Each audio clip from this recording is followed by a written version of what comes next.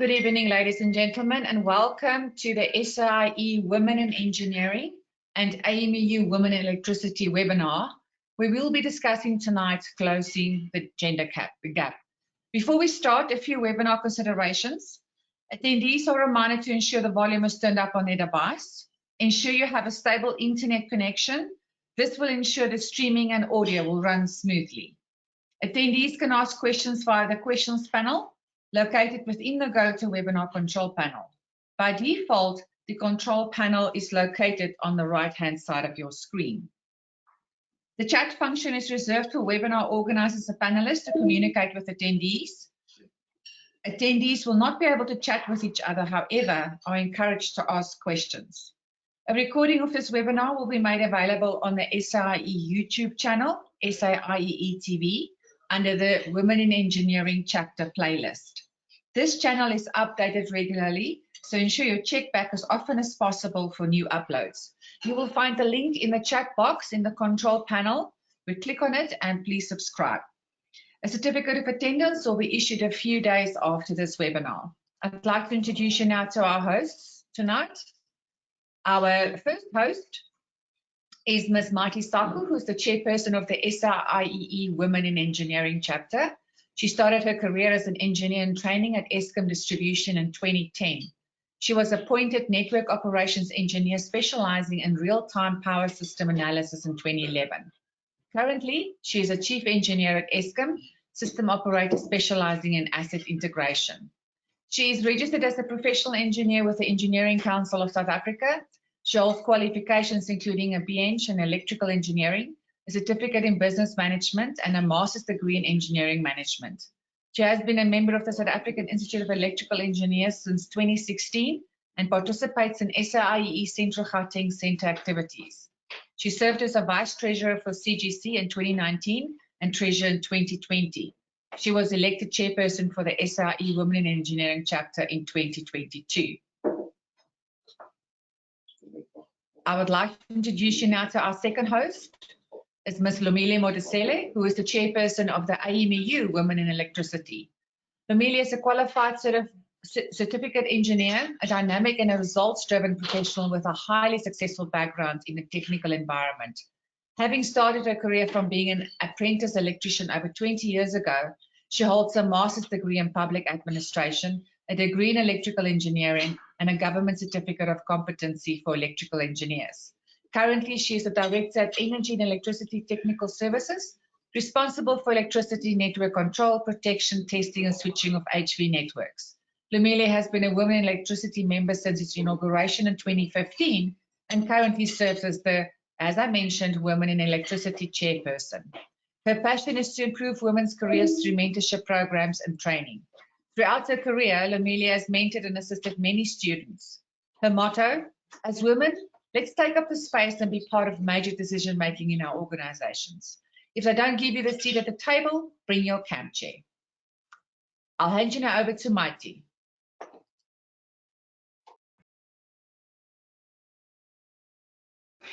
All right, thank you very much, Mings, for that introduction. Good evening, everyone.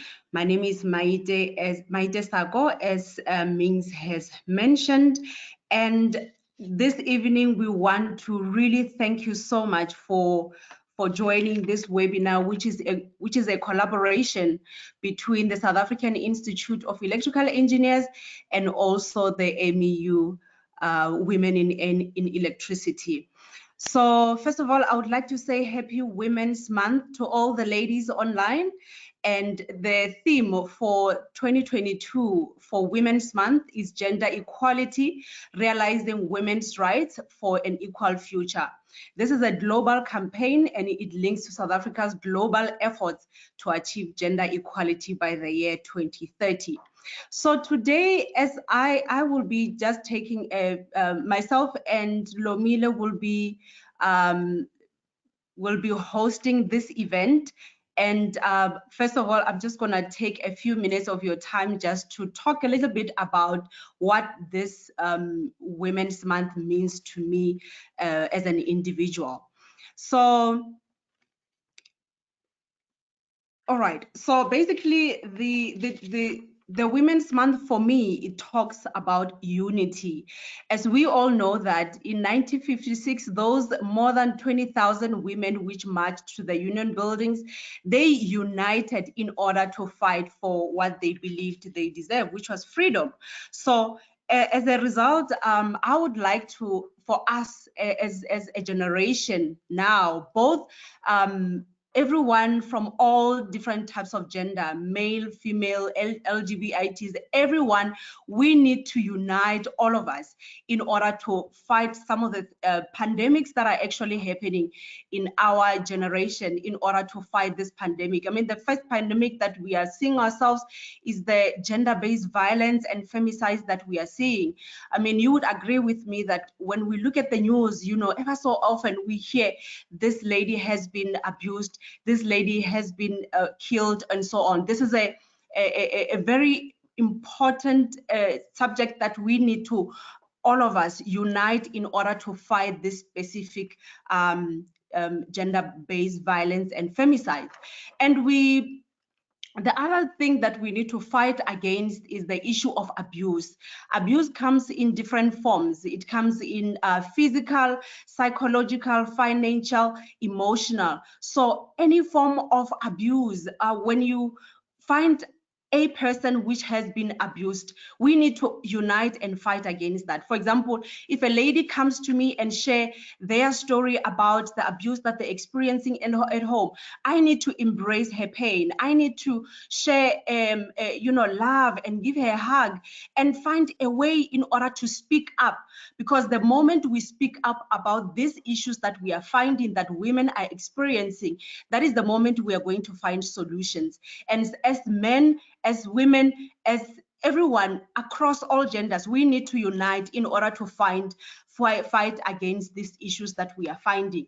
So, and that I would like to say, let's unite together so that we can fight against gender-based violence, abuse, physical, psychological, because together we can commit to speaking up. We can commit towards healing of the wounds of all the women that have been abused. I mean, if another lady is being abused, I mean, who knows? I could be next. It could be anyone. So the moment we start speaking up and addressing these issues is the moment we can be able to access the freedom of the ladies that we have in South Africa. Thank you so much, Mings. I would like to give my co-host, Lomile, an opportunity. Thank you.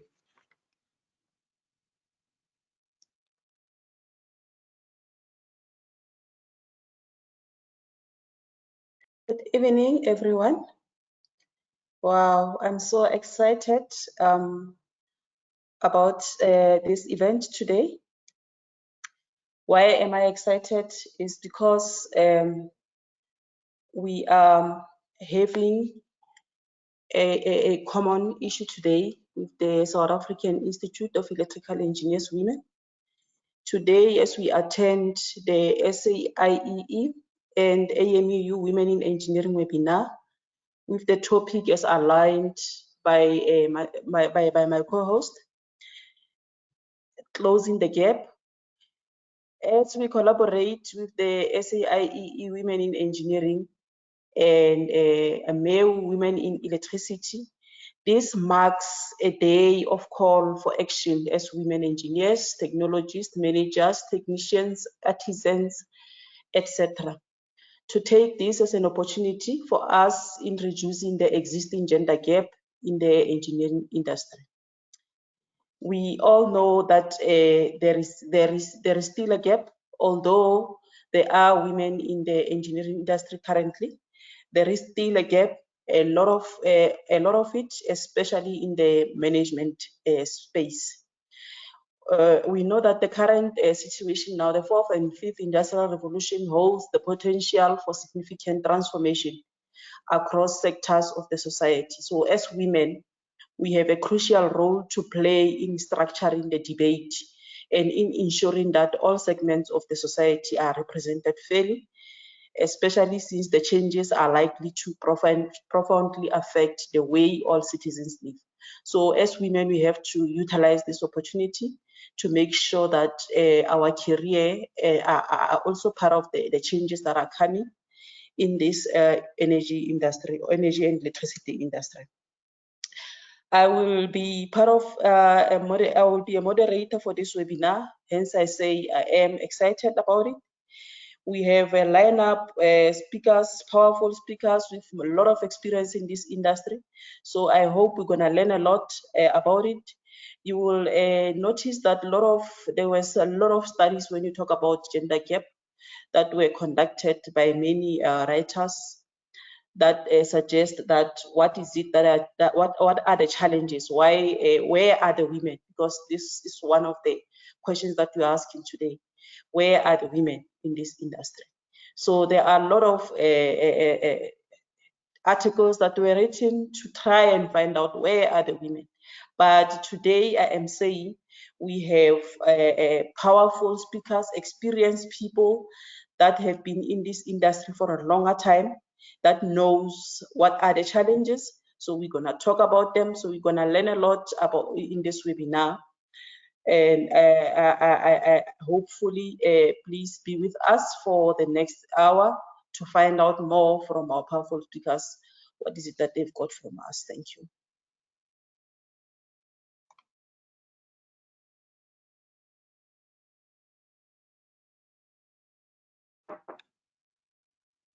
Thank you, Mings. Okay, I would like to introduce our first panelist, Mr. Prince Moyo. If you can switch on your camera, please.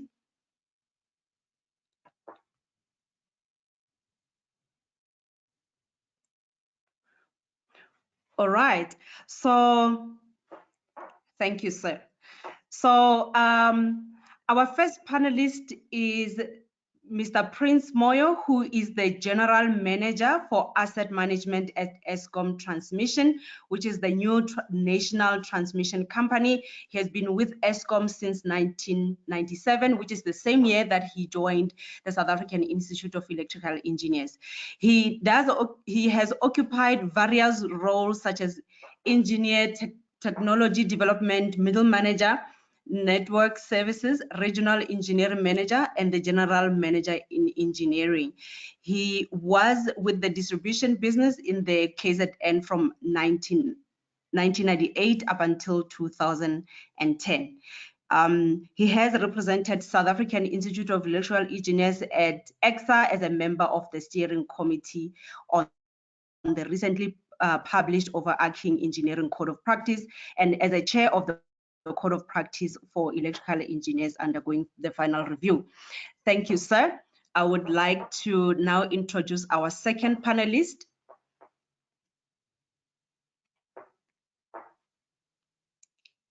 Thank you so much, Ms. Sibu Mvana. If you can switch on your camera, thank you. Ms. Sibu Mvana's career began at Eskom, where she specialized in the operations and maintenance of transmission and distribution electrical infrastructure. While at Eskom, she led energy initiatives at distribution division, which is network visibility under operational excellence. She represented Eskom at international performance benchmarking undertakings in the USA, advised Brazil in the security of supply before FIFA World Cup, won awards of excellence in various projects and executed projects across the country. Sibu was the youngest general manager appointed by Eskom in the complex distribution division and headed the Northern Cape and then Eastern Cape provinces. She is an engineering professional who holds BSc Electrical Engineering from UCT Management Development Program and MBA from Stellenbosch University and an Executive Development Program from Henley Business School. Thank you very much. I will now hand over to Lomile in order to introduce the next panelists. Thank you, Maite. The next panelist is Ms. Refilo Mokhosi. Can you put on your camera so that the people can see you?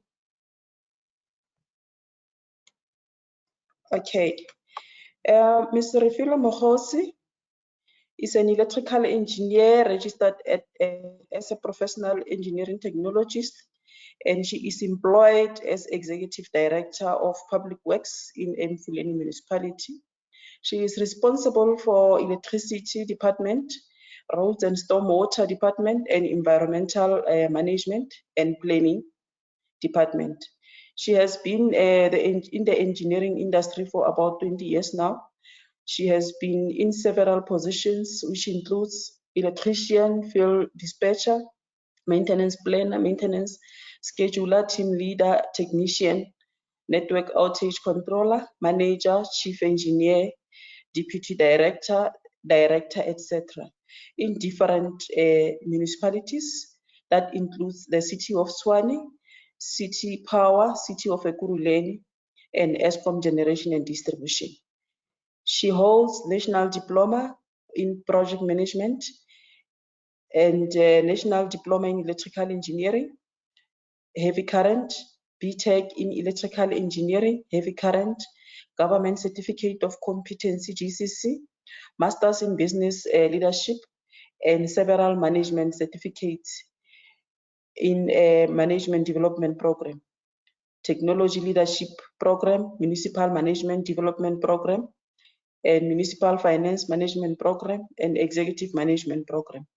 She is an ambitious, fearless, self-driven, and multitasking, and she's a former Association of Municipal Electricity Utility AMEU and president, and a Women in Electricity former chairperson and a sponsor. She served at GCC Commission of Examiners at the Department of Labor. Socially, she's a wife, a mother of 2 boys, passionate about sports. She's a runner, cyclist, and an aspiring swimmer. She completed 8 comrade marathons and 7 2 oceans, participated in several cycling events, such as 94.7, Cape Argus, 1 day, 3 stage jog, classic Maluti double 90, double century race, and so on. Ms. Refile, we welcome you to our webinar today as a panelist. Thank you. The next panelist is Mr. Siqalotulu. Mr. Siqalotulu has over 25 years of electricity supply industry experience. He holds a Master of Philosophy, MPhil, in Electrical and Electronics Engineering, cum laude, from UJ, and BSc Honours Applied Sciences, Electrotechnics from UP. Siqalo is also registered with EXA as a professional engineering technologist. Mr. Tulu prior work experience involves Inter-Ministerial Task Team, IMTT Advisory Panel on Constitutional Authority for Electricity Reticulation and Distribution, City Power Johannesburg, various positions. Last position held was a Managing Director or a CEO. Eskom Distribution, various positions. Last position held Maintenance Management Specialist.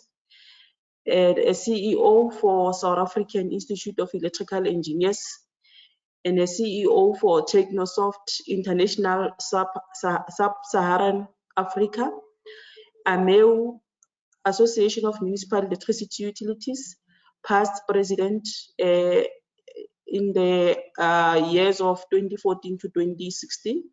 Mr. Tulu is currently engaged in the following. He's a chairperson of the SAIEE board. He's also the CEO of PW Experts Consulting. You are welcome, Mr. Tulu, to our webinar today. Thank you very much. Over to you, Maite. Yes, thank you so much, Lomile. All right, so I'll just explain how we're going to be doing this. We do have questions that we have put together that we will be basically distributing amongst our leadership in the engineering space. So I will be asking certain questions, and then once I'm done, then I will hand over to Lomile, who will ask the other half of the questions. And then I would also like to encourage our visitors or the people who are online, please do post further questions that you may have. We would like to have an engagement with our audience.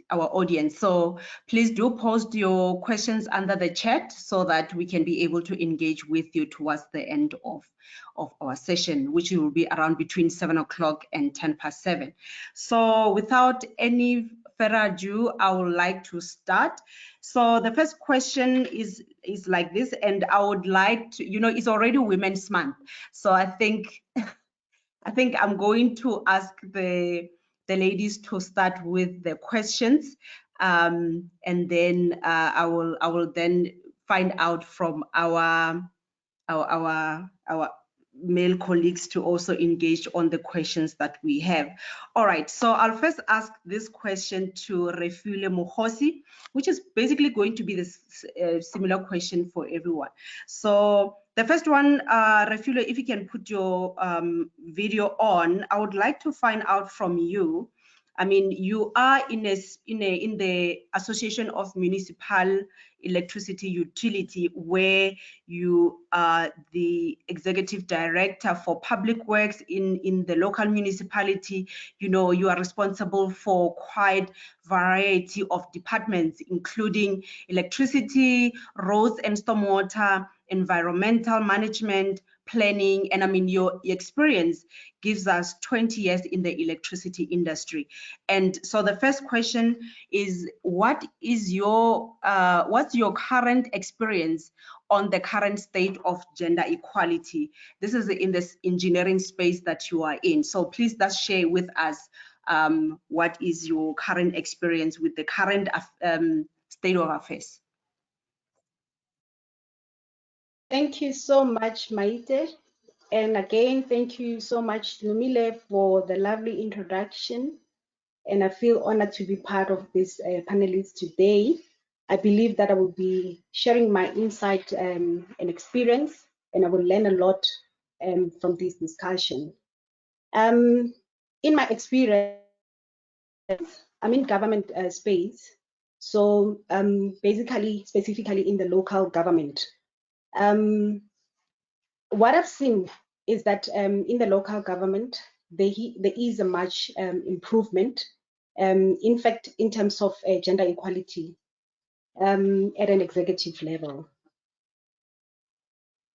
This includes the efforts that are within the technical environment. For example, my experience is that in the 20 years experience that I have in the engineering sector, is that 20 years ago, when I started working for City Power, we only had one woman in the executive level, out of the executive level of 7, and she was in an acting position then. And as you're all aware that City Power, by its nature, is an engineering institution, and it's an engineering business. Then you look at today, we have an acting CEO at City Power, which is a woman, and this shows that there's a strides within the public sector to empower women. In the same executive team, today we have about 6 out of 13 women in the executive team. That is over more than 50% today.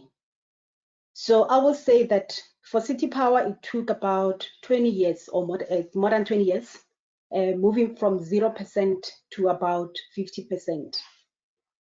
But then, if you look at other local municipalities, like today in Mfuleni, out of 8 executives, we only have 1 executive woman who is technical. This shows that there's still a gap and there's still a lot of improvement to be done for us to achieve the goal of 2030 on the gender equality. From the 2 scenarios above, it shows that some institutions have made strides and some are lagging behind. So we have lot of work to ensure that we get to where we want to get. Those are just some of the experiences that I can share for now, Chair. I think let me pause it there for now to give other members to give other experiences. Thank you. Thank you very much, Refilwe, for your experiences that you have shared with us. And then next up, it will be Sibu Mvana. Sibu is currently the director of Welekasi Group, and on her profile, she has been a managing director at Net Equity Network in the private and public sector using the shared value model. And she has also headed the energy unit at the international company, which is Oricon, wherein she was the first Black technical female appointed in this role. So Sibu, can you please just elaborate on us in your current experience, or the experience that you have taken over the years? What has been your experience, and what is the current state of affairs when it comes to gender equality?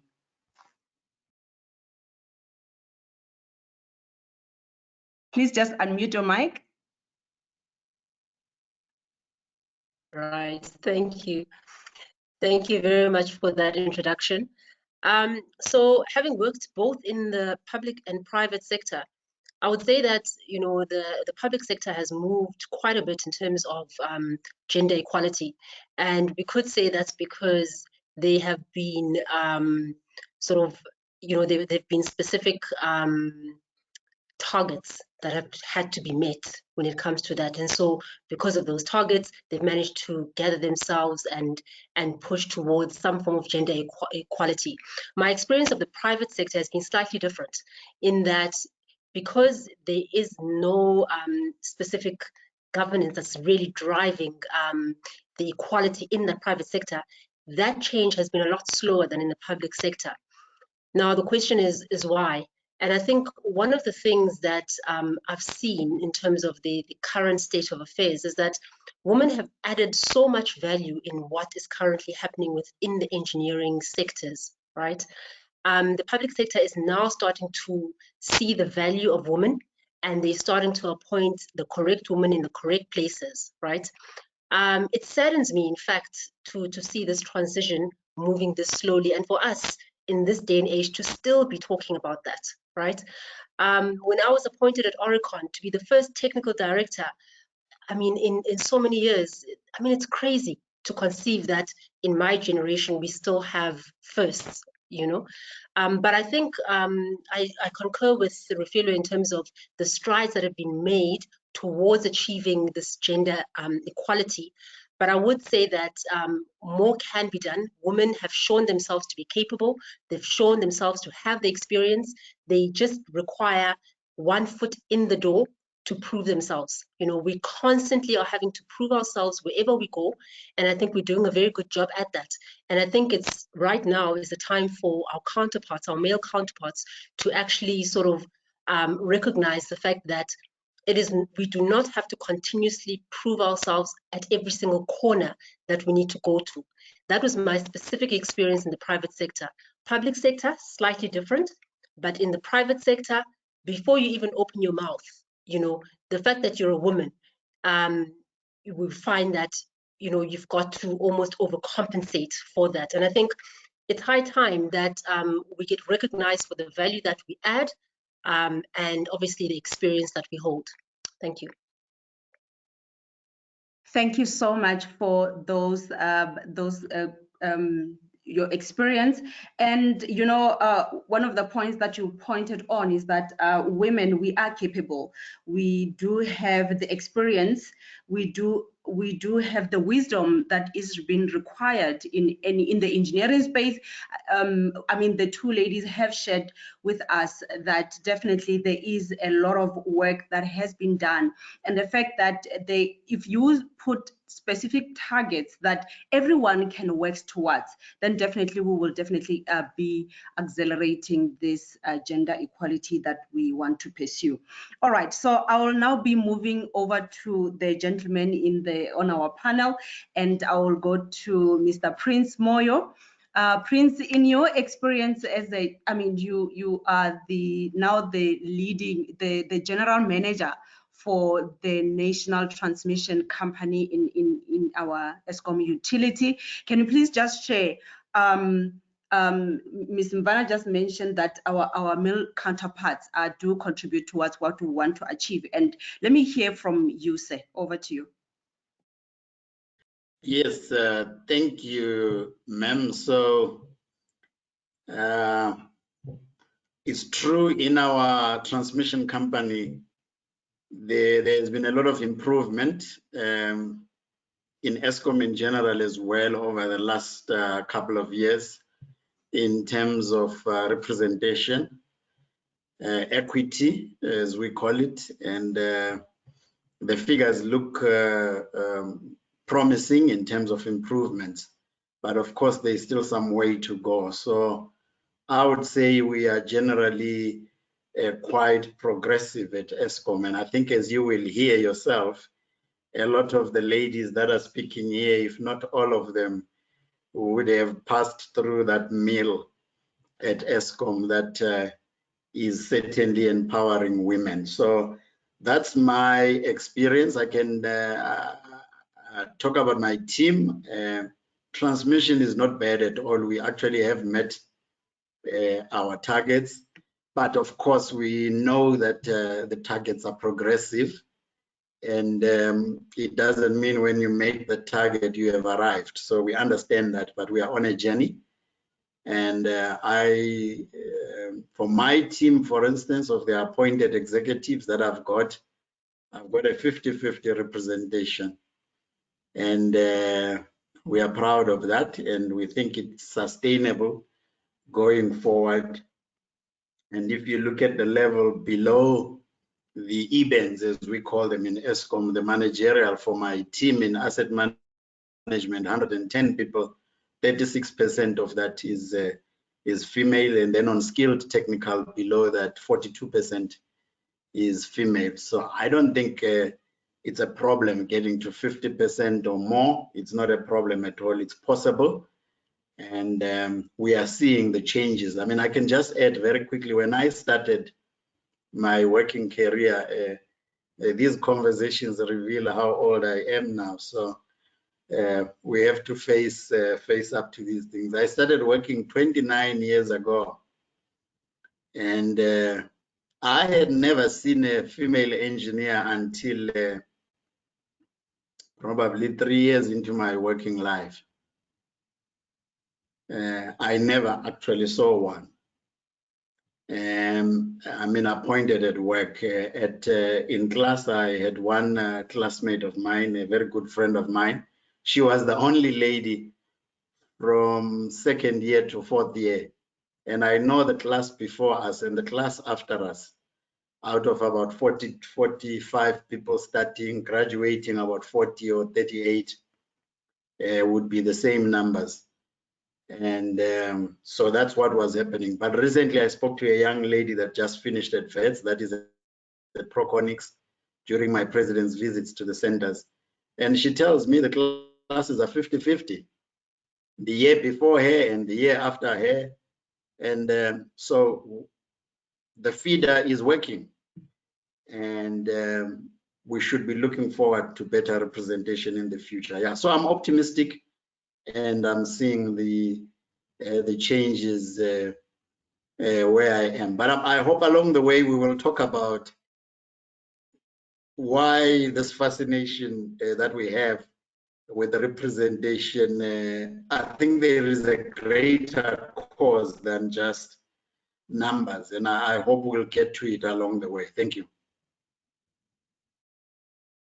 Thank you very much, Mr. Moyo. It is really, really encouraging to see that you mentioned that in your appointed leadership in your space, you do have 50-50 representation of both the ladies and the gentlemen. So it is definitely really promising that you are also rooting for what the global plan is with regards to this this equality that we are talking about. And definitely the reasons that you're looking for on your last point, we will definitely touch on those.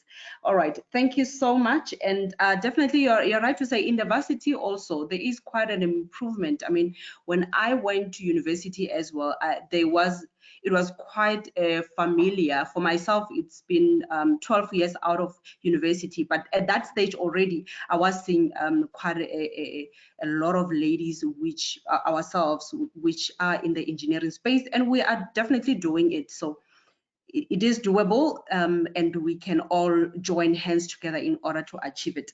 All right, so moving over to Mr. Kulu. Mr. Kulu is currently the chairperson for SAIEE, and he has been the CEO at the SAIEE. And you know, your experience is over 25 years in the electricity industry.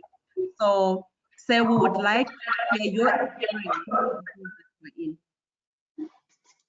Now, good evening, colleagues, and thanks, Madam Facilitator. You know, in trying to respond to this particular question, I had to do a bit of research, and I must say that I was shocked in terms of the numbers that I got when it comes to the statistics around, you know, the gender mainstreaming. However, maybe before I get to those numbers, I think firstly, let me just you know, take this opportunity to really thank and commend the MEU and the SAIEE on the hosting of this event.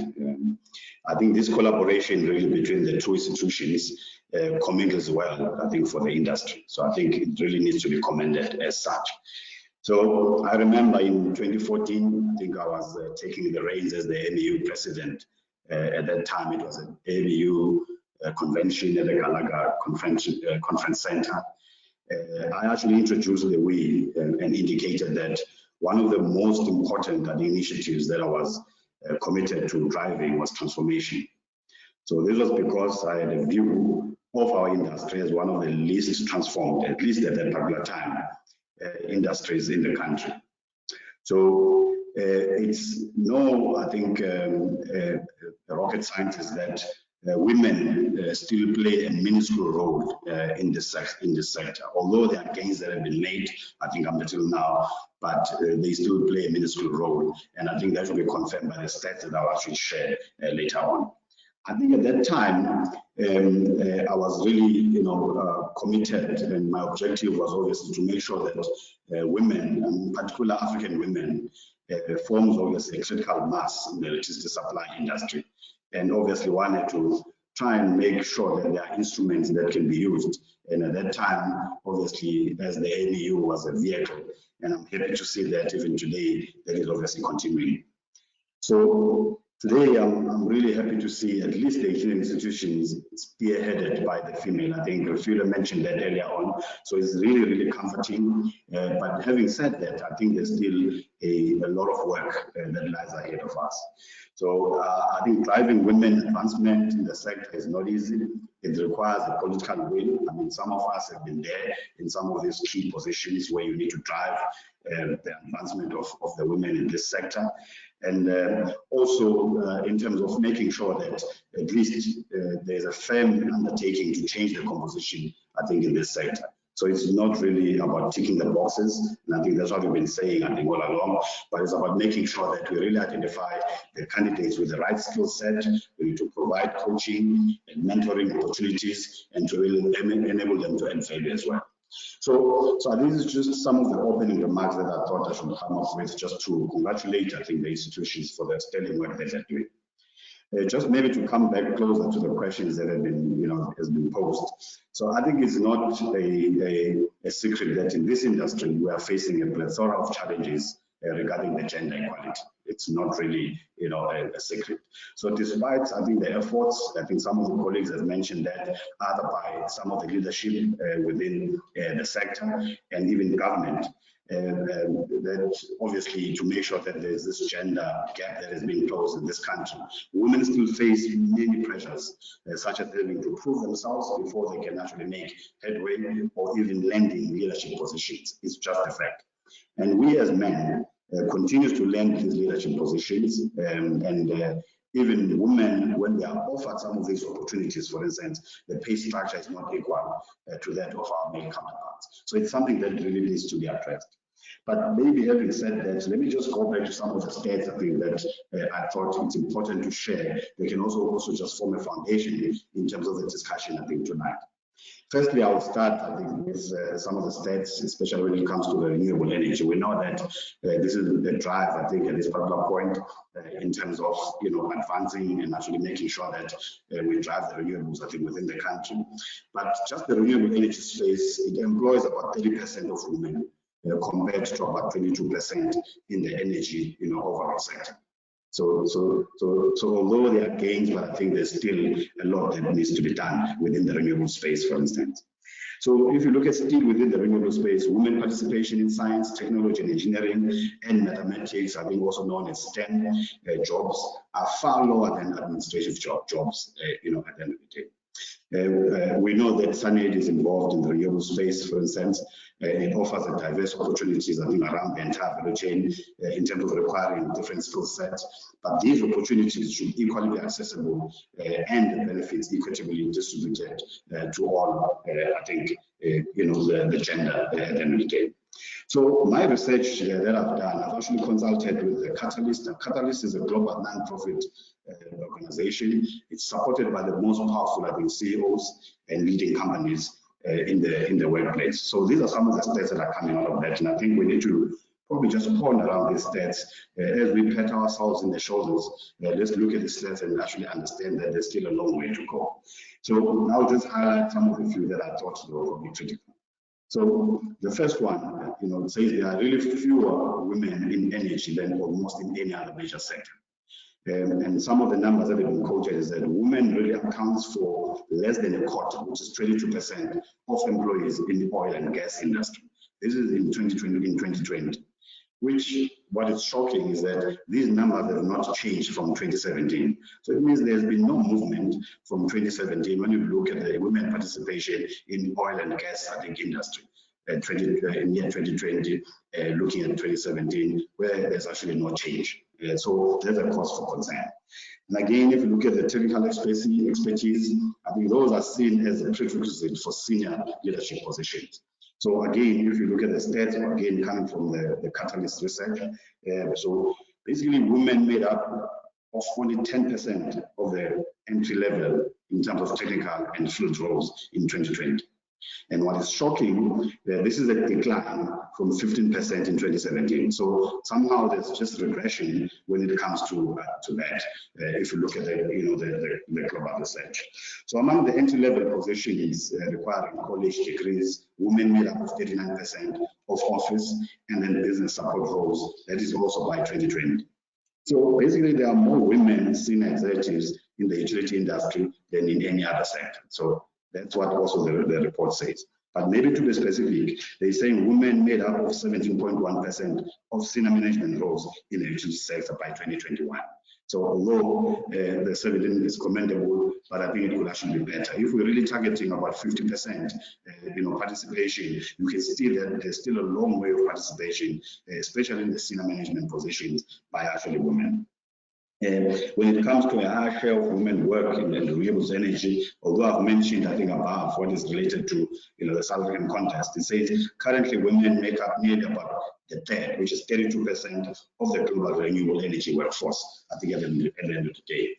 So again, I think there's still a long way, I think, to go in that particular industry. So within the industry, I think there's more work in administrative jobs, which is about 45%, than in STEM related roles, which is about 28%. So therefore, I think the women representation is still a major issue when you look at some of the global research, and these are the facts that have been obviously tabled by the global Catalyst research. So in 2018, they say only 19 women, which is 10%, were executives in the top 20 energy companies in the Fortune Global 500. This is a small increase from 8% in 2014. So So again, if you look at the Fortune 500, and that's where the economy gets driven. So we need to make sure that, I think, again, when we look at some of these elements, we get the women into the economy, I think, at the end of the day.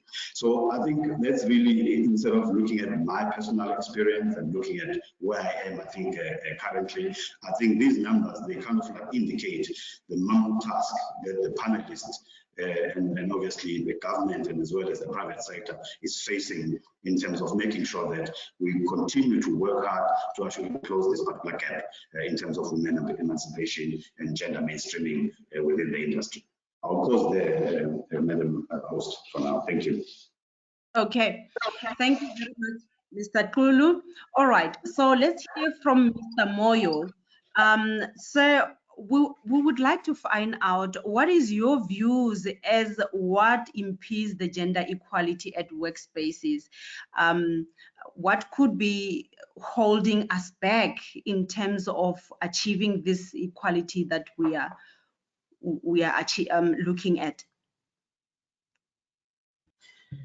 Yeah, look, thank you, ma'am. And some of the things we have spoken about, it obviously takes time, especially if you are talking about, I had a comment later about at the top. So obviously to get to the top takes time. And if your starting point is a little bit far, it does take time to get there. So some of it is history. Like we said, I think if you go back maybe even 10 years before me, before my graduation, maybe it was even harder to get a female technocrat, let me say. So some of it is history, but obviously it's getting better. So those are some of the things that impede gender equality, but some of it is also intention, because if we don't have deliberate intention to address the representation, then it doesn't take us very far. And I think we must understand that it takes time to have lasting changes. And you will have a lot of false starts along the way, but it certainly takes time. I mean, engineering, this environment has been a boys' club environment for many, maybe decades and centuries. And you know, I don't know what is the female equivalent for the pub. You know, the usual thing with us, even when I joined ESCOM, we had pubs at ESCOM. We used to contribute a small amount of money, and for a rand 50, you could get a beer at the pub at ESCOM, and would get there and play pool games and so on. And it was a boys' thing, eh? You know, we would have golf days, and you know, would arrange and go to the game, whether it's a rugby game or it's a soccer game. But there was that culture, you know, and along the way we'll have drinks and braai and all of that. And so it was a macho environment. And I think things are changing slowly. And so those are some of the things that impede gender equality. But for me, they are mainly historical. And at the moment, it's really deliberate intention. If it's not happening, then there is not deliberate intention in that entity. And targets don't matter what the country says as far as employment equity targets. I think you and I can see when the annual report is published by the commission, that you get private companies in particular wrapped on the knuckles very hard consistently every year, but absolutely nothing happens. You will have a talk for a week and that's the end of it, and we'll moan and groan, no JSE, top 50 or top what companies, how many females are there. For a week or 2 weeks, it will make the Sunday Times articles and that's it. So you need deliberate intention, and maybe we'll get to that point of why, you know, it makes sense to not just think of transformation as transformation for numbers' sake. What does transformation bring? So those are some of the impediments that we have. It's a lot of it is in the mind, and unless you have deliberate intention, you are not likely to see change or lasting change. Thank you, ma'am. Thank you very much, Mr. Moyo. Indeed, there has to be deliberate intention in order to achieve the targets that we want to achieve. And definitely, you know, those boys clubs, they have come to an end, and I believe that you know, some of my colleagues also, they're very flexible. I mean, we still do have outings where we will have, you know, both representation of both, and it will be such a lovely environment where we have deliberate conversations about the status quo. And definitely it's about the culture also, because the moment we have the representation of the ladies and the gents, you know, now we start to work together, we start to talk about the issues that ladies are experiencing, and also the issues that how the men can also contribute or try to understand the issues that the ladies will be having, and try and become part of the solution. Because once we are all of us part of the solution, we can then be able to achieve freedom eventually. All right, so I'm going to ask our two ladies one common question. Sibu, if you can answer this one for me, what will our organizations look like if our gender equality goals were met?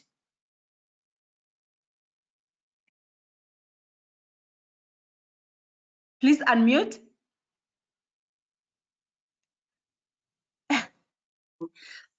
So, geez, what would they look like? They'll probably be the most intriguing, fascinating environments to work in. You know, the value that women add to the male perspective is so different. And I think vice versa as well. So once you start getting that diversity in views, in thoughts, in implementation, you really start harnessing what a very I don't want to say successful, but a very strong workforce could possibly look like, right?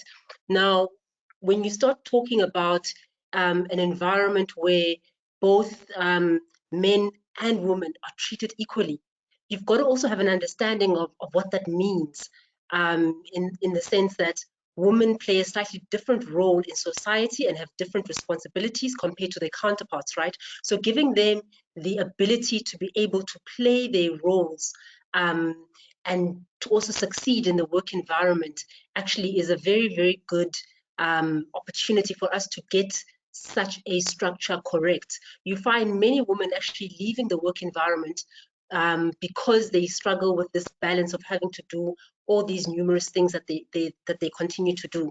But once again, an environment, and I've experienced this through and through, an environment that has got women, you know, different age groups, men, different races, you really, really harness the diversity of the team. You know, we come from different backgrounds, we've got different expectations, we've got different experiences. And when you put that all together and you listen to each other and you contribute positively towards whatever the goal or the intention is, you know, there's no ways that you can fail. Absolutely. Thank you very much for that point about having a diverse work environment. That will definitely lead to a positive working engineering space. So over to you, Refilwe. I will be asking you the same question. What will our organizations look like if our gender equality goals were met?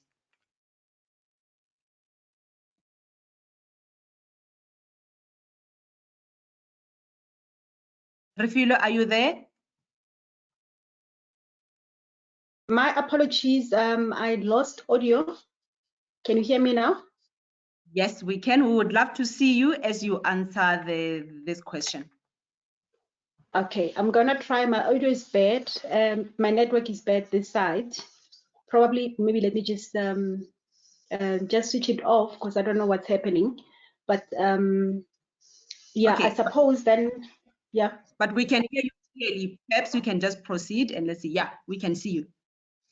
Okay, all right, thanks. I think from my side,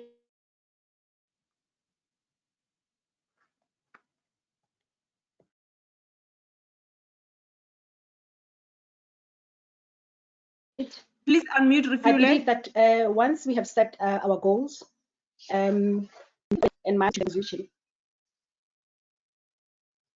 Can you hear me? Yes, please proceed. Yeah, my network is bad, but I've switched off my camera and probably it will be better. Let me start Okay. again.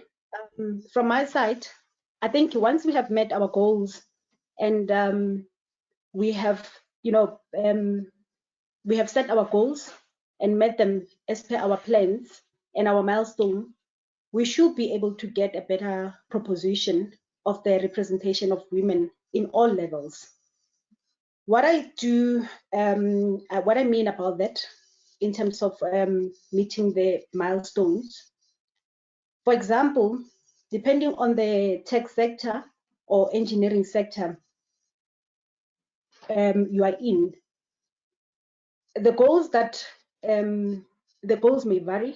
In fact, the goals may vary, but we should try to work towards them.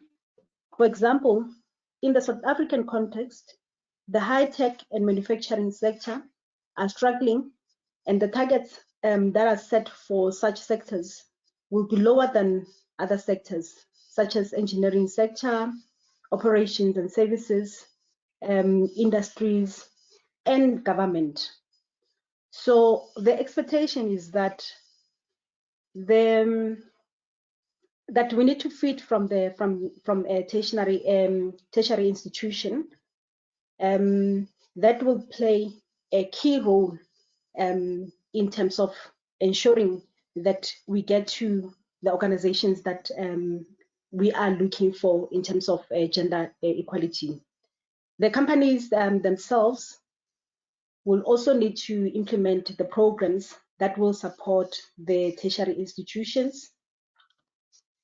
I think these programs could be through either learnerships or internships or even on job training. All these activities that will support the company's readiness, the seamless transition for or to gender equality. I think if we do all these things, we'll definitely have the organizations that we are striving to have, by the set target of 2030 Chair. I think let me leave it there for now. Yeah, thanks, Chair. Okay, thank you so much, Refule.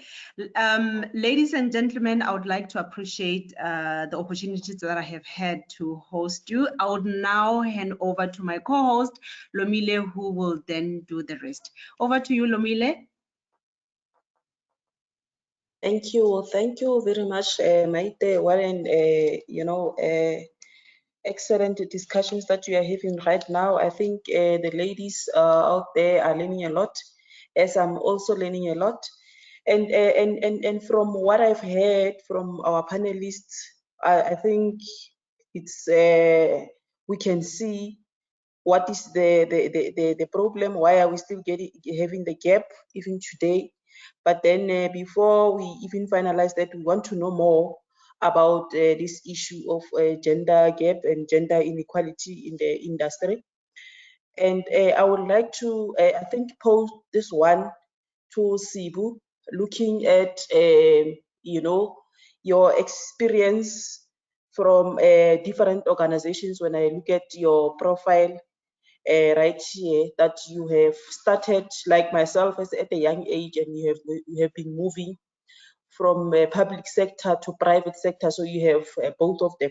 So I need to know from you, what are we still missing out on not maximizing both talents, both male and female talents? What do you think we still missing out currently? Sibo?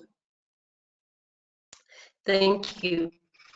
I think there's a certain level of call it inherent bias that we have. We all carry it, right?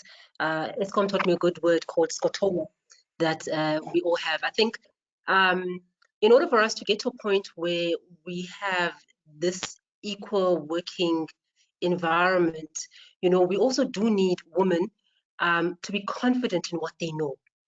You know, be sure about your traits, be comfortable in who you are, what you represent, and what you do, right? And to also be okay with the fact that you will not know everything. Yes, there are going to be times when you're going to be compared with counterparts, your male counterparts, who probably know far less than you, but are seen, their opinions are taken, you know, to be of more value than you. I know in my experience in both sectors, I found that I had to really grow a very, very thick skin in order to be able to be heard and to be able to put my point across. And somebody else would just, you know, say it once, say it twice, and it's heard already. So I think if you're asking me what we're missing, there's an element of women taking up their space, taking up their role, being sure of who they are, what their value is, what they contribute. At the same time, also having access to opportunities and knowing what's out there, right? Because if you don't know what's out there, then you can't apply yourself to it. So networking is also absolutely critical. As Prince was saying earlier on, you know, they go to pubs and they have a glass of beer and they have certain events, but we don't do that as often. And we don't do that as often because we carry so much more, I would say it's more, you know, other responsibilities. We wear so many different caps at the same time. So I think the ability to network and to understand that, you know, we all are working towards similar goals. And also the last thing is just to also understand that there is absolutely enough space for everybody to shine. Your time will come, and when it's somebody else's time, give them the opportunity, clap hands for them when your time is coming. And when your time gets there, you know, people will be doing exactly the same because our journeys are not the same.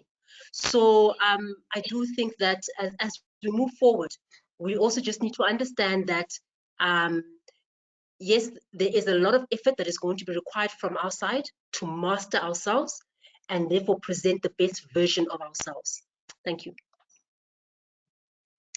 Thank you very much, Sibu. Wow, you have raised a very important issue. I think that's what I always say. I think even on my profile, I even said that we need to take up our space and we need to force ourselves into that space, because if we do not do that as women, and that's what I always see from my experience, that's when you are left behind, because you always have to fight to be wherever we want to be. And our fight doesn't mean, you know, a physical fight or talking to people in a nasty way or whatever. But our fight even includes our educating ourselves, you know, pushing ourselves, getting those that education, getting the experience, getting I mean, the experience that we get from a networking session, attending conferences, attending this type of webinars that we are having today. I think those are the issues that, you know, as women, when we say we want to take space, that we need to do and be part of the, you know, organization's decision making. I really, I'm looking at the time right now. So the time is not on our side. So I want to ask that the delegates start posting the questions to any of our panelists into the chat box. If you can, I will give you again some few minutes to ask questions verbally if you want to. But please start typing on the chat box. There, I don't see anything right now, but I've got the ladies who will be checking that. Mings, Manzi, they will be assisting us in terms of checking the questions. So as I proceed, please start putting your questions to any of our panelists right now. I want to ask something, man, to you, Mr. Tulu. I think you have mentioned it, but I also want to mention it as well, that we are women in electricity at the AMEU today because you initiated the program. And we are still standing even today. I think you are proud of that right now. But I would like to ask you this question number 5, that why, what is one thing you can do to make a positive impact in a gender equality? I think in all these things that we have spoken about now, what is it that you can, I mean, you have initiated at the AMEU and made sure that there's women participating at the AMEU, and they are participating, but what is it that you can still add that you can make a positive, that can make a positive impact on gender equality now? No, thanks for that question. I think firstly, I think the idea really around the AMEU was to not to have a talk shop, but to try and institutionalize the drive for women emancipation. I think that's why the we was conceived and driven in that way, so that it's part of the institution. It's not a fly-by-night where if there's a group of interested people, when they are there, then you drive that process, but as soon as they go, and then it obviously disappears. So I think with that, on hindsight now, I think it was really a good decision that you create that institution within the particular structure that had been there for over 100 years. So I think that was great. So I think we need to continue with that and be able to not just do talk shops because it's a month of August, but be able to institutionalize these things, I think, within the environments that we actually operate in. And part of that is to really, I think, as men, because it's very difficult, to be able to make space, but it's to be able to understand that it's a temporary inconvenience. We need to try and make space for our skilled and talented female counterparts, as much as it's difficult to be able to do that. But most importantly as well is to make sure that as business leaders we start creating policies so that as part of that institutional arrangement where these policies are embedded within the workplace, that obviously seeks to ensure that we close the gender gap at the end of the day. So I think these are some of the important elements that becomes important, so that it's not just a one-off talk, but is embedded within our day-to-day. And therefore, you start looking at some of the things, as you were asking the questions earlier, around the impediments that obviously stops us from getting the women to advance in the workplace. Some will then be addressed through those institutional arrangements under the policy environment, the guidelines, and so forth and so forth. Maybe just for information as well, based on the work that we actually currently doing within the DMRE and as well as SAIEE is always a part of that. The Office of the Minister, for instance, they've actually established a Women Empowerment and Gender Equality Strategy, which is the work, that's what we obviously call it, and for the sector. And it's a 5-year strategy starting from 2021 to 2025. And it's got an implementation plan around that, which obviously then supports the strategy, I think, at the end of the day. And there's also a monitoring mechanism. So these are the things that we will start implementing. The monitoring mechanism, which is obviously administered by the Advisory Council, and that reports to the Office of the Minister, regularly, I think, around that. These are some of the things that I think we should be able to tap on and be able to then try and actually get them to penetrate the sector, making sure that there's obviously implementation, I think, around this. So I think some of these things will actually go a long way, but it means we as men and also those women that are now in the leadership position has to look at this differently and make sure that they actually start institutionalizing some of the things so that they get legitimacy beyond individuals, I think, at the end of the day. And therefore, it's not just a popularity context, but it's a deliberate move to make sure that you actually address the gap and obviously the interventions are sustained, I think, over a period of time. Thanks. I think I'll probably pause there. Thank you. Absolutely. Thanks very much, Mr. Tulu. I'm obviously taking notes so that I can be able to go back to the executive to say this is what we need to add more, and this is what we have learned from this the webinar. Mr. Prince, at ESCOM, you have mentioned that you actually are making some improvements in terms of closing the gap although you're still far into making up to 50-50 representation. How can you answer the very same question as well, to say what is it that you can still do more to make a positive impact on gender equality now? Yeah, let me just take the liberty to touch on your previous question, because it's a fascinating one, and it's the one that I was talking about earlier, to say, why are we talking about gender equity? You know, we must always ask ourselves that it seems so obvious, you know, we just need to be equally and fairly represented at work. But I think there is a deeper reason than that. But I will urge you to do your own research. I'm a kind of person that likes to research academically before I firm up my positions on any matters.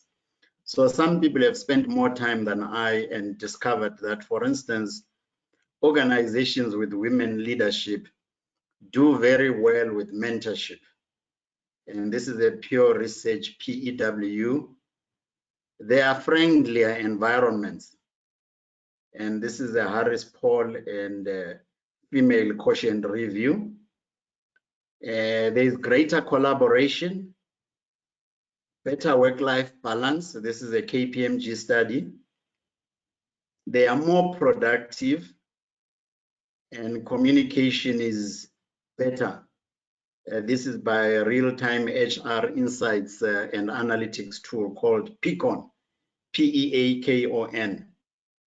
The House of Commons in the UK has just recently, a couple of months ago, also concluded that organizations with a higher percentage of females in leadership outperform those that are dominated by men. And they used their own research as well as research from McKinsey, the University of Glasgow, and University of Leicester in the UK. And then finally, the Harvard Business Review. I mean, you can't get better than that.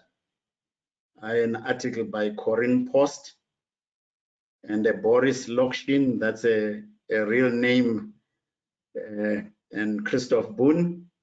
They are saying that adding women to the C-suite changes how companies make decisions for the better. And the end result is that you are going to have greater profitability and corporate social responsibility, or what are called ESG goals, now environmental, social, and governance results. The organizations are safer and there is a better customer experience.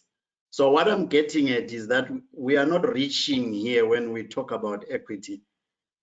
In my view, there is a real bottom line business benefit in better representativity. And I think that's what Sibo was also referring to, that diversity has got a rand and a dollar value benefit. So spend time understanding why we talk equity.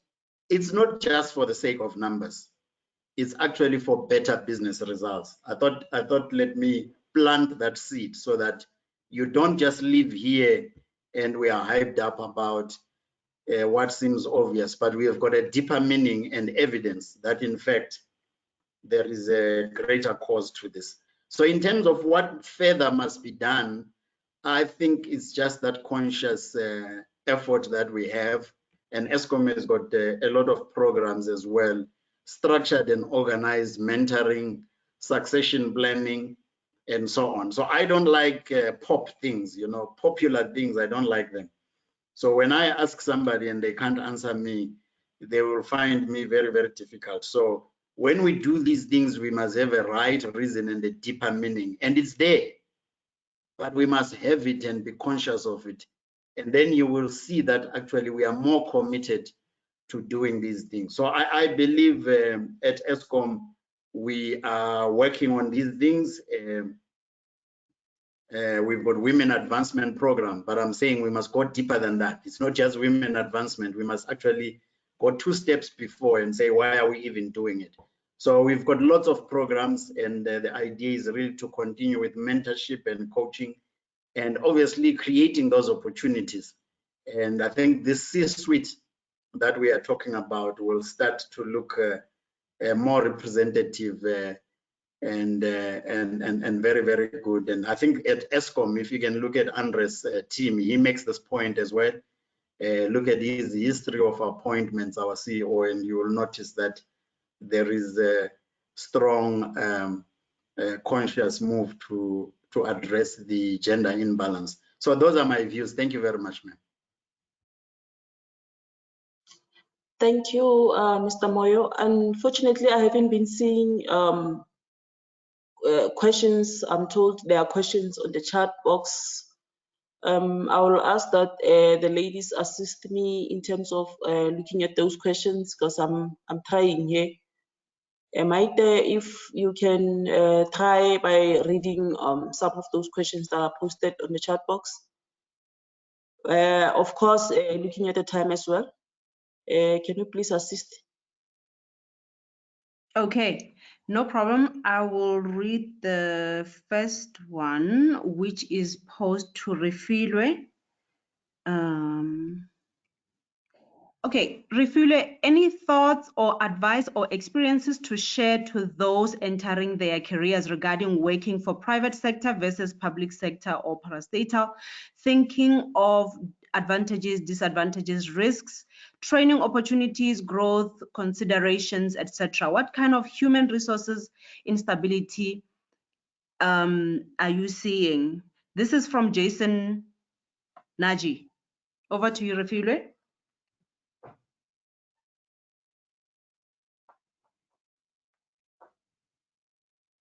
Thank you, Chairperson. I hope you can hear me. I will keep my camera off.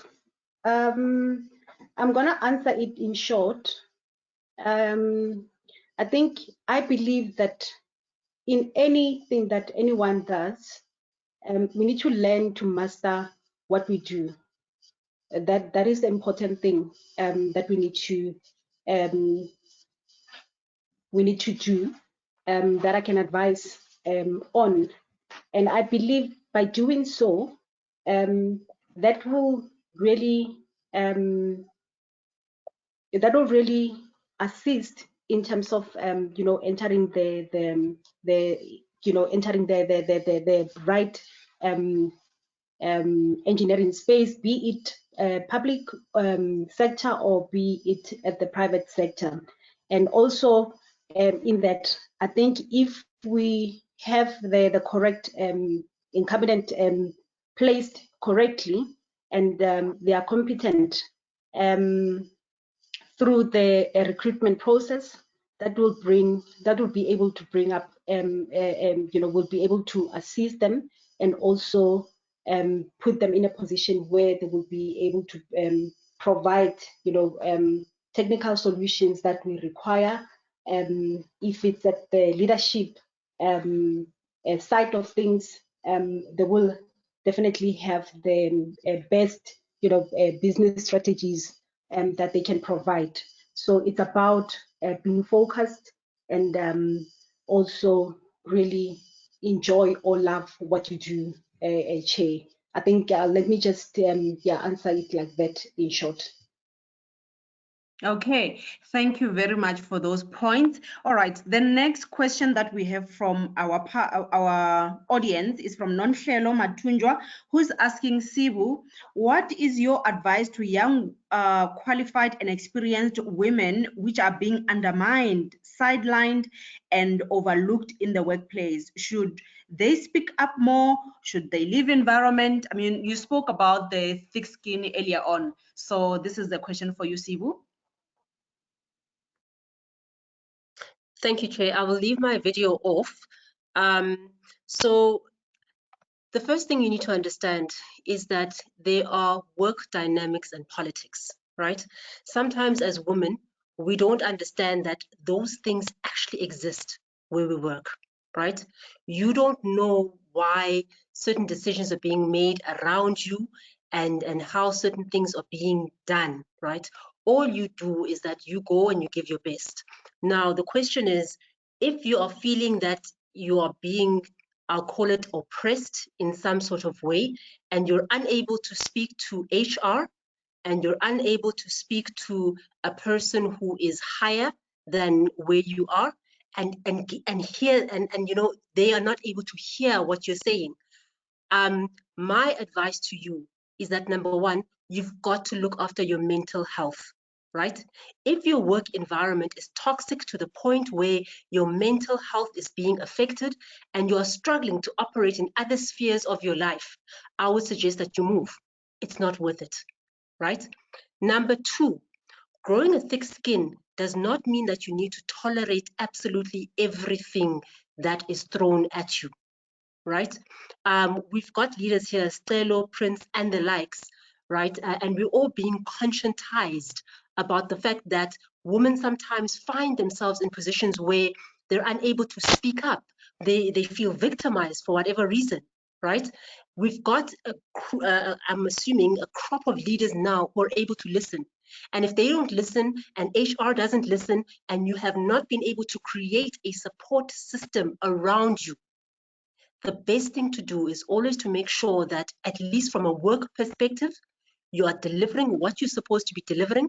And then when the opportunity arises for you to change direction, even if it's in the same organization, you change direction. Sometimes changing direction does not necessarily mean you must move up a level. Sometimes it means that you must move sideways, and that's okay too. As I said before, we all are traveling different journeys, different paths, which means that you moving to the same, or moving across to a different department, same level, does not make you less competent at what you do. So I think the first check is your mental health. Once you've got that in check and you're clear that you can withstand everything that is happening, then you start looking at what other alternatives or options do you have. And this is where the other women as well need to start playing a role, in that other women who are leading certain sections also can open up other opportunities for you. Thank you. Thank you very much for that powerful advice to the ladies. All right, the next question is from Tulasizwe Mieza. He's asking Mr. Kulu and Mr. Moyo, have you in the last 5 years noticed any new incentives in job descriptions to attract women to roles? I will start with you, Mr. Moyo.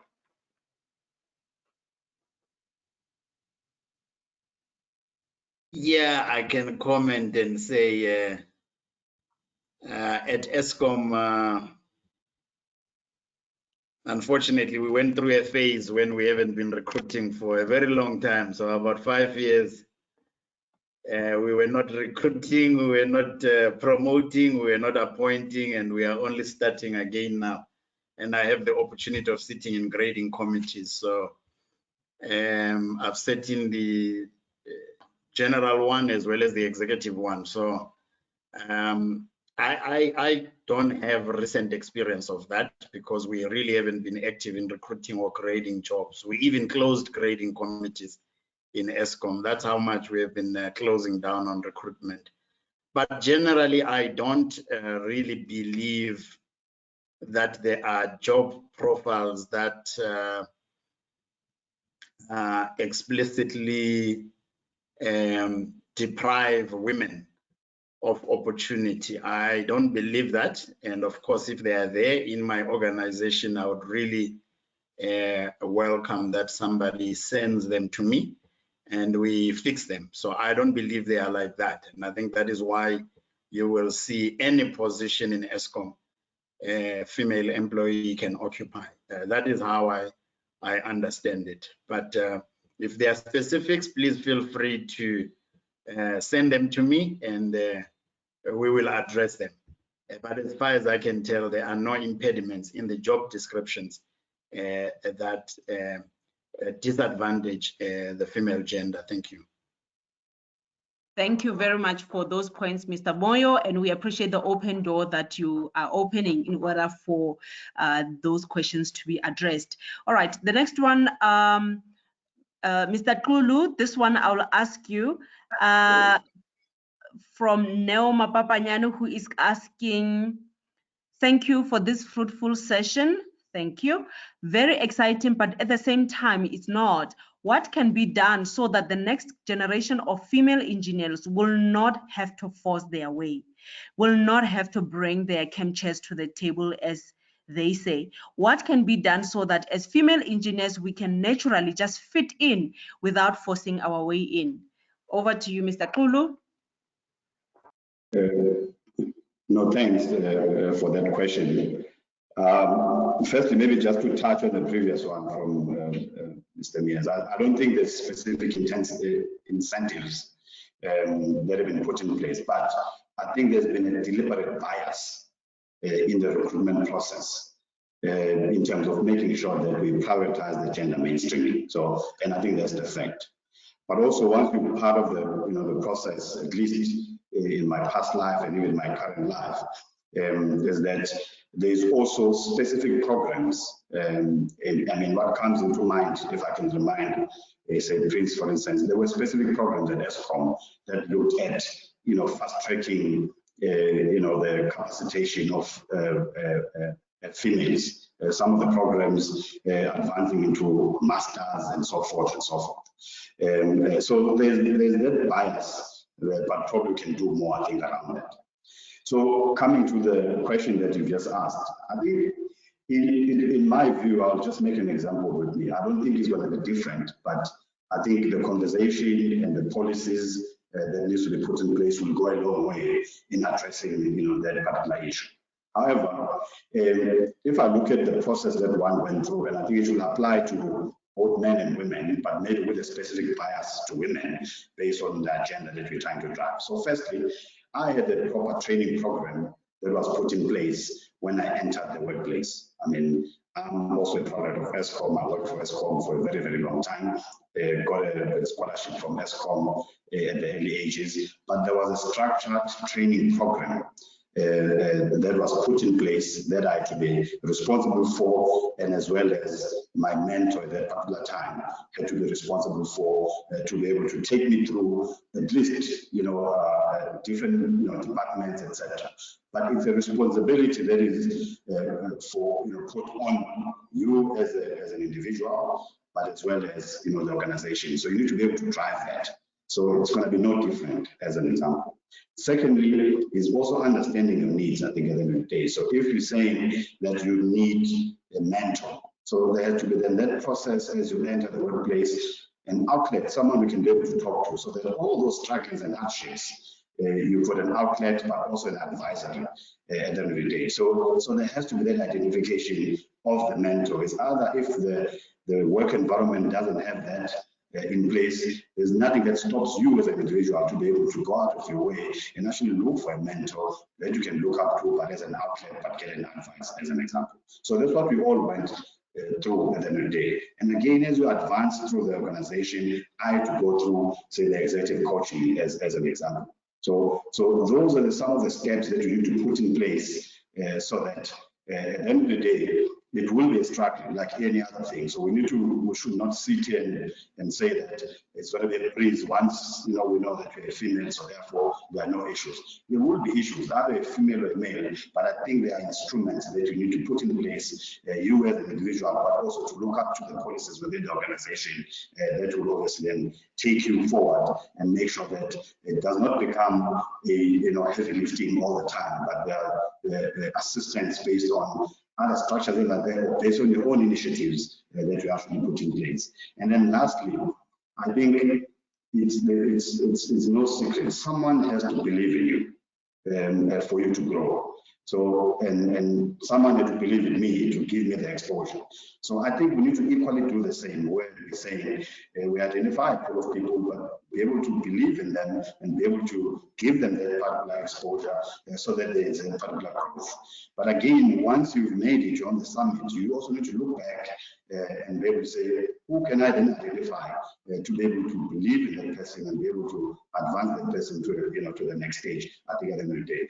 So I think these are the instruments. Some might be institutionalized, some might not be, and some might just be out of that kindness. And I think we need to then decide as to who you hang around with, who you rub shoulders with, like I'll be asking Prince now to invite me to the boys club, etc. So there has to be that conversation and the networking, I think, at the end of the day, so that there's that advancement. So it's not going to be an easy journey. I don't think we should sit here and say that it's going to be, it won't, but I think there are instruments that needs to be used either within the organization or your own initiatives at the end of the day.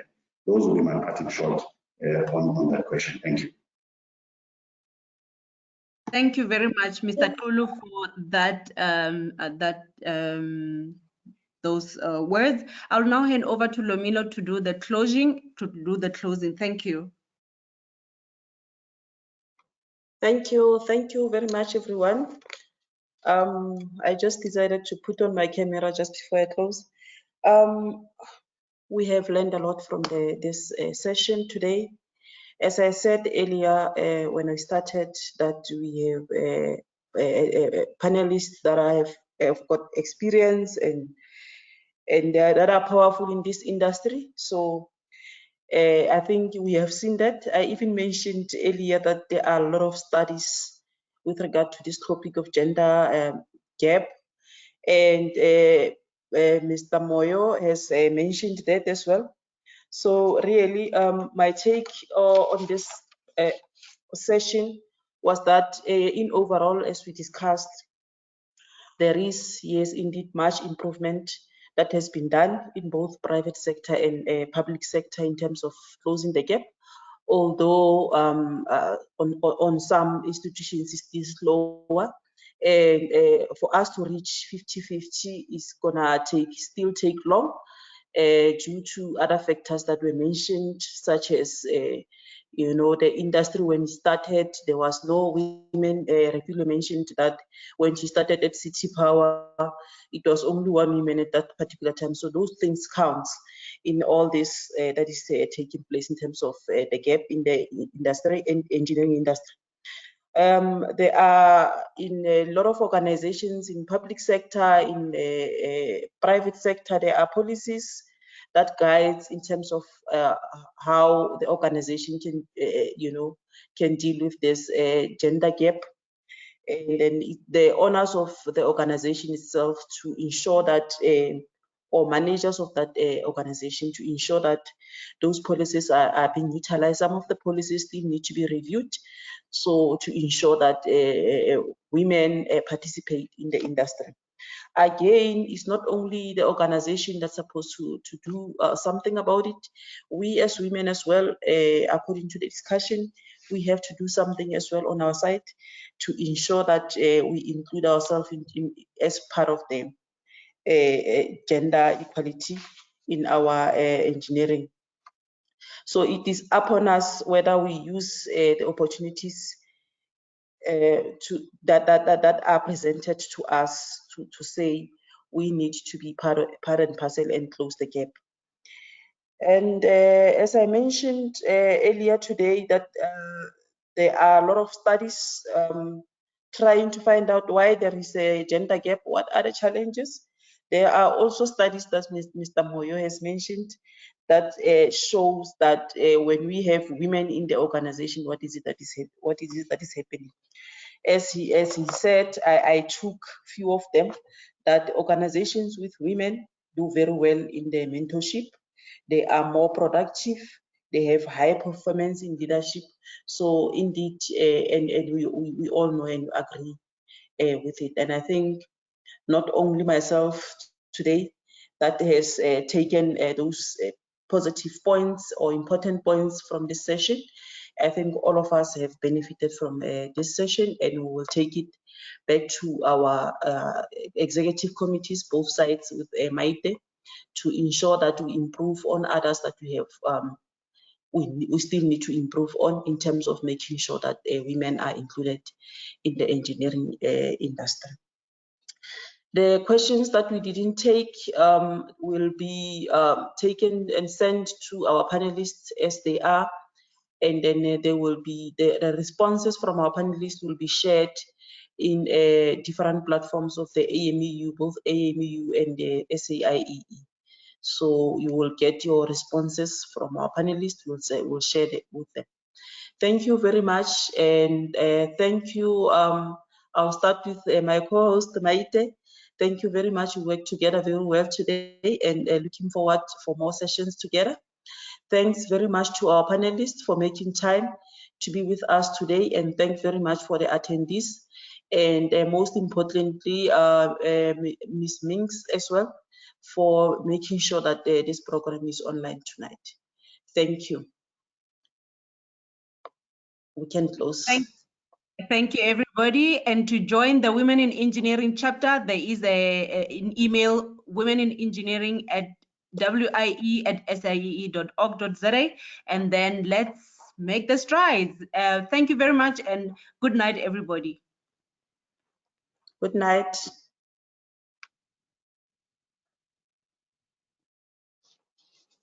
Good day, thank you.